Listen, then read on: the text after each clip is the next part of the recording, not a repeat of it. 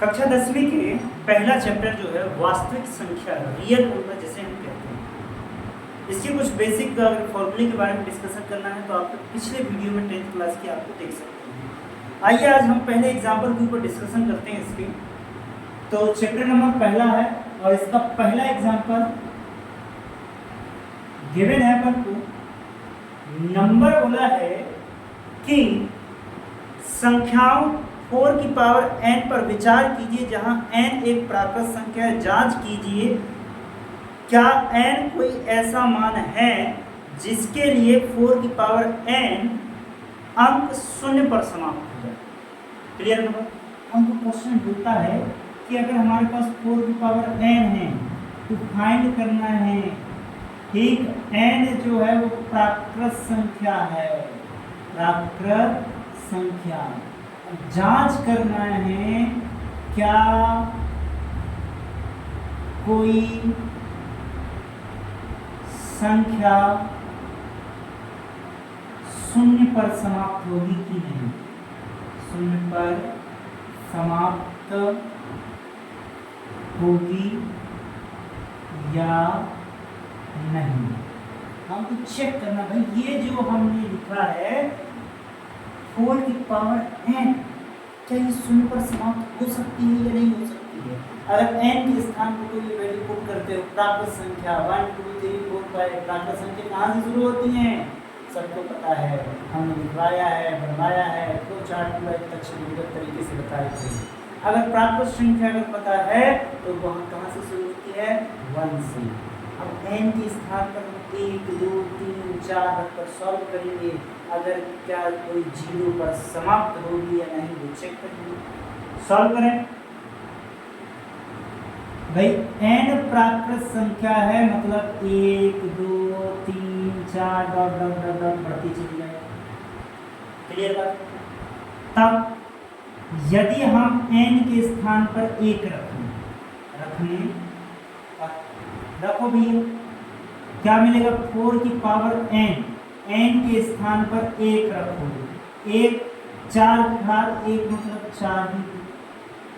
n के स्थान पर अगर यदि हम 2 रखें तो क्या मिलेगा, 4 की पावर 2 मतलब इसको कितना रखेंगे, 4 गुणित 4 लिख सकते हैं, बराबर कितना आएगा, 0। अगर यदि हम n के स्थान पर कितना रख दें 3, तब 4 की पावर 3 4 गुणित 4 गुणित 4 मिलेगा, 4 चौके 16 16 चौके 64 मिलेगा। 4 रखकर सॉल्व करें n इक्वल टू 4 तो क्या मिलेगा, 4 की पावर 4 64 में 4 का होगा 4 4 चौके 16 4 6 24 24 और 4 काम करो 4 गुणित 4 गुणित 4 गुणित 4 हो गया, 4 चौके 16 16 चौके 64 64 में 4 को गुणा करेंगे, 4 चौके 16 की 6 घात 1 4 6 24 और 1 25 200।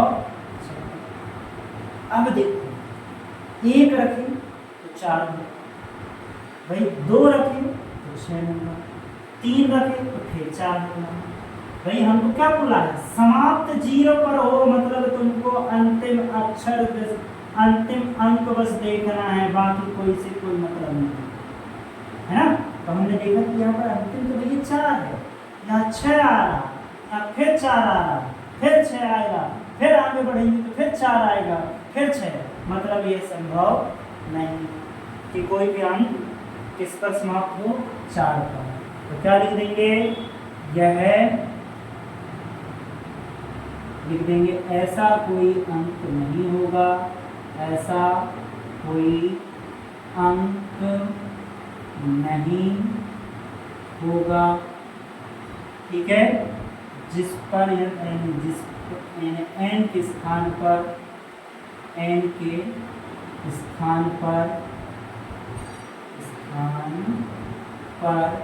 रखने पर 0 पर समाप्त होगा, 0 पर समाप्त होगा। क्लियर बात की नहीं, यही अपना आंसर। नेक्स्ट एग्जांपल नंबर दूसरा जो दिया है, हमको बोला है कि 6 और 20 का अभाज्य गुणनखंड विधि द्वारा एचसीएफ और एलसीएम ज्ञात कीजिए। एग्जांपल नंबर दूसरा, संख्या अपन को दे दी गई है 6 और 20 दिया है। विधिवत तरीके से लिखोगे, स्टेप बाय स्टेप तरीके से लिखेंगे तो हमको नंबर मिलने की ज़्यादा चांसेस है। एमपी बोर्ड में हमको स्टेप के भी नंबर मिलते हैं कि कितने सही तरीके से करते चले जा रहे हैं। ठीक है ना, तो ध्यान में रखना कि हमको स्टेप बाय स्टेप भी लिखना है। तो फाइंड क्या करना है भाई, बोला है कि LCM और HCF और अभाज्य गुणनखंड विधि जो तुम लोग बचपन से गुणनखंड निकालना सीखते आए हो, वही विधि तो तुम्हारे अभाज्य गुणनखंड विधि सॉल्व करें। तो भैया पहले हम 6 के गुणनखंड निकालेंगे। तो 6 का गुणनखंड ऐसे, सबसे छोटी संख्या 2 का भाग तो 2 × 6, फिर 3 एकम 3, ऐसे किसका 20 के लिखो, 2 धाम 20, 2 पंचे 10, 5 एकम 5 हो गए। क्लियर, दोनों के गुणनखंड निकला है। तब हम क्या करना है, LCM निकालना है और दूसरा क्या निकालना है, HCF। तो LCM के लिए पहले इनका गुणनखंड निकालना, तो 2 × 3 मिल गया। 20 का गुणनखंड हमको कितना मिला, 2 × 2 × 5। LCM के लिए जिनके जोड़ा बनाएंगे, जिनके जोड़ा बन गए वो एक बार लिखेंगे, जिनके नहीं बने ज्यों का त्यों लिख देंगे। ठीक, अब इनका गुणा कर लो, 2 दूनी 4, 4 पंचे 20, 20 तिया 60, 60 क्या मिल गया LCM। HCF निकाल भैया, जिनके जोड़ा बन गए हैं वही HCF होगा। तो जोड़ा किसके बना, 2 का, तो 2 ही HCF और यही दोनों क्या हो जाएंगे अपने आंसर। क्लियर बात थी। नेक्स्ट क्वेश्चन दिया है अपन को, पूछा है, क्या पूछा है भैया, अभाज्य गुणनखंड विधि द्वारा 96 और 404 का HCF ज्ञात कीजिए और फिर LCM ज्ञात कीजिए। तो हमारे पास एग्जाम्पल नंबर कौन सा, तीसरा गिवन है 96 और 404। तो फाइंड क्या करना है, LCM और HCF यही ज्ञात करना है। सॉल्व करें इसको। ठीक, तो पहले बोला है कि तुमको इसका अभाज्य गुणनखंड विधि द्वारा HCF निकालो और फिर LCM निकालो। ठीक है ना, तो मतलब यहाँ पर फॉर्मूले का उपयोग करना है भैया मेरे, ध्यान में रखना अच्छे से। तो पहले अपन इसके क्या निकालेंगे, गुणनखंड। 96 के निकालो, 2 से चला जाएगा, 2 चौके 8, 2 अट्ठे 16, 2 दूनी 4, 2 चौके 8, 2 एकम 2, 2 दूनी 4, 2 ही छिक्का 12, 2 ही तिया 6, 3 एकम 3। 404 का निकालो भैया, 404 का, 2 दूनी 4, 0 का 0, 2 दूनी 4, 2 एकम 2, 0 का 0, 2 एकम 2। अब नहीं जाने वाला 2 से, ना तो 3 से जाएगा, तो जाएगा किससे, 101, क्योंकि ये प्राइम नंबर है, अभाज्य गुणनखंड, अभाज्य संख्या जो किसी से भाग नहीं जाएगी, जाएगी तो सिर्फ किससे, अपनी ही संख्या से, उसके सिवा किसी से नहीं जाएगी। तब भैया देखो 96 को 2 × 2 कितने बार, 1 2 3 4 5 बार, गुणित 2 × 2 × 2 × 3।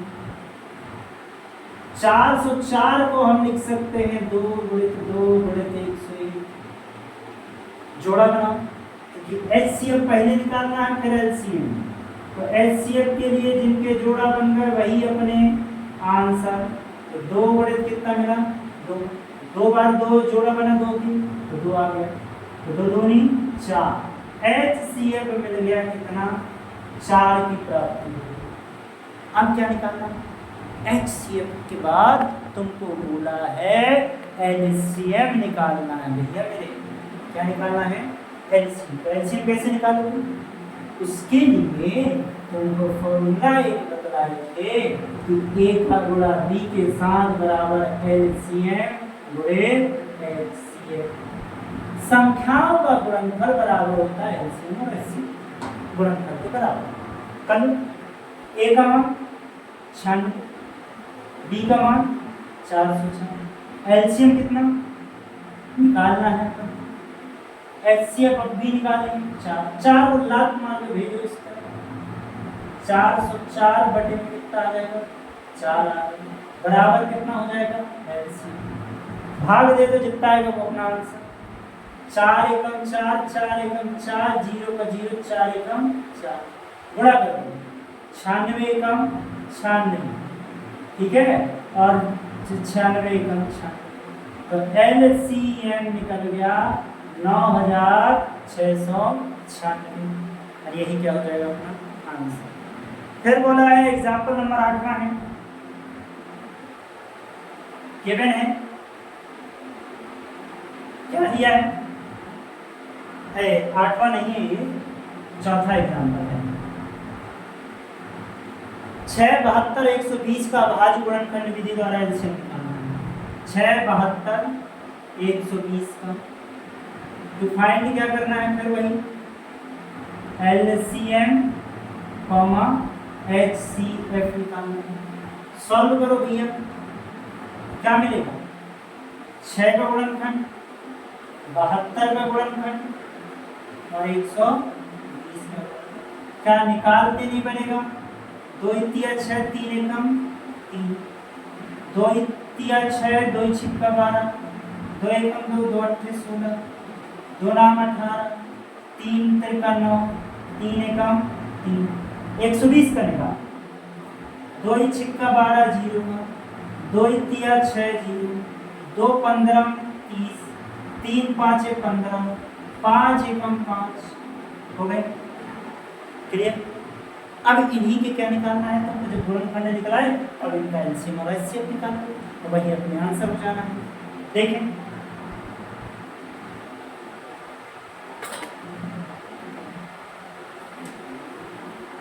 किसका पहला है 6, 2 गुणे 3, 72 का कितने बार है? तो 3 बार, गुणित 3 गुणित कितना हो जाएगा 3, ठीक। 120 का मिला, 3 बार 3 है, 2 है,